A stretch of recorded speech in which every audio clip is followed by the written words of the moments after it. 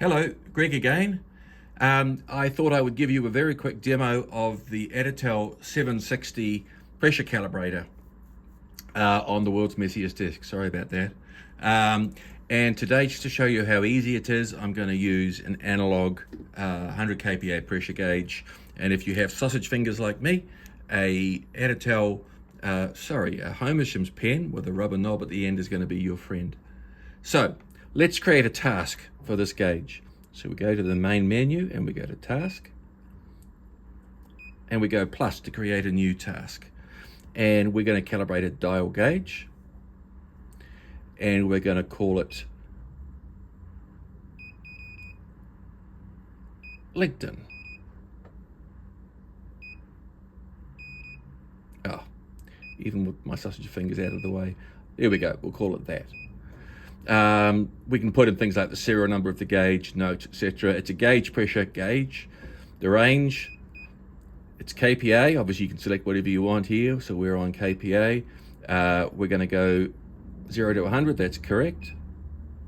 Accuracy of this gauge is 1.6%, and the resolution is 2. Each division is 2, although we can probably see 1. So let's call it divisions of 1. There is this task created. And let's start this process. Now, it's going to ask us how many cardinal points do we want to use? And at the moment it's selected 5, 0, 25, 50, 75, and 100 kPa. And whether we want to repeat it once, twice, or thrice. And we're ready to go.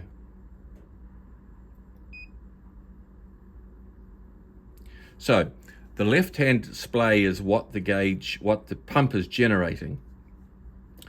So we're going to go into a manual test. And we're at 0 at the moment, so we're going to accept that.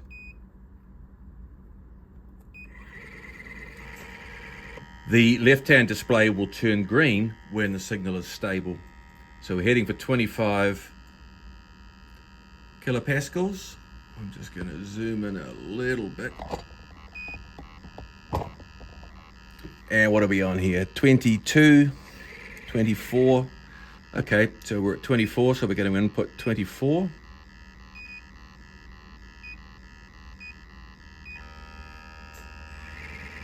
Now we're going to go to 50 kPa. And what do we got? We got 48 kPa read out here. And you can see the graph started to draw. 48. Whoops.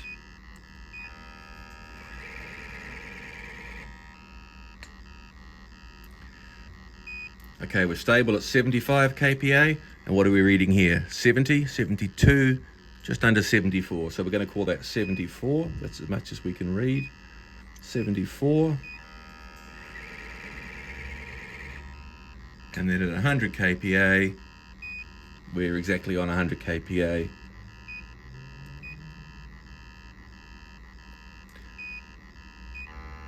And now we'll do the falling, and you'll see the arrow is pointing down because we want to look for hysteresis, of course. So we're stable at 75 kPa, and we're reading 74.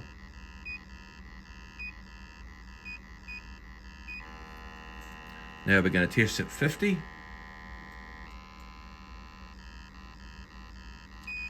And this time we're right on the money, 50 kPa. Now we'll go to 25.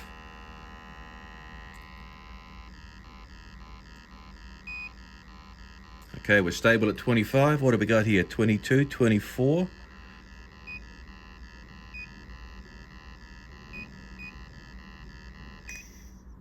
And now we'll go to 0. Wait for it to be stable. And we have 0. And we have 0 on our side.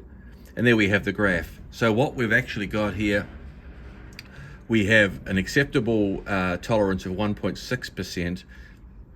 The maximum area we've got is at the 50% point, and it's 2%. and we have hysteresis of 1.98. Now, what I would be normally doing if I was doing a real calibration, if I was a proper calibration tech and not just a dumb salesman, I would have stretched the gauge a few times. I would have made sure the room's at the right temperature, etc. But that just shows you how easy the 760 is to use.